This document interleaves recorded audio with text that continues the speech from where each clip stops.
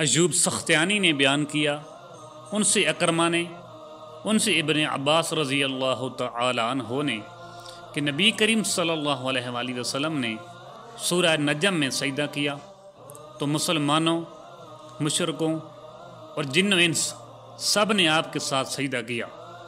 اس حدیث کی روایت ابراہیم بن تومان نے ابو ایوب سختیانی سے کی ہے۔ صحیح بخاری حدیث نمبر 1071۔ یزید بن خصیفہ نے خبر دی، انہیں یزید بن عبداللہ ابن قصید نے، انہیں عطا بن یسار نے، انہوں نے زید بن ثابت رضی اللہ تعالی عنہ سے سوال کیا۔ آپ نے یقین کے ساتھ اس امر کا اظہار کیا کہ نبی کریم صلی اللہ علیہ وآلہ وسلم کے سامنے سورہ نجم کی تلاوت کی آپ نے کی تھی، اور حضور صلی اللہ علیہ وآلہ وسلم نے اس میں سجدہ نہیں کیا۔ صحیح بخاری حدیث نمبر 1072۔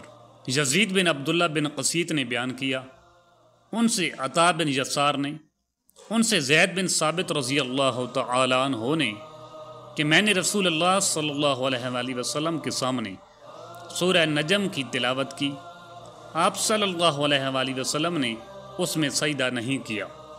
صحیح بخاری حدیث نمبر 1073۔ حشام بن ابی عبداللہ دستوائی نے بیان کیا، ان سے یحییٰ بن ابی کثیر نے، ان سے ابو سلمہ نے کہا کہ میں نے ابو ہریرہ رضی اللہ تعالی عنہ کو اذا السماء انشقت پڑھتے دیکھا، آپ نے اس میں سجدہ کیا۔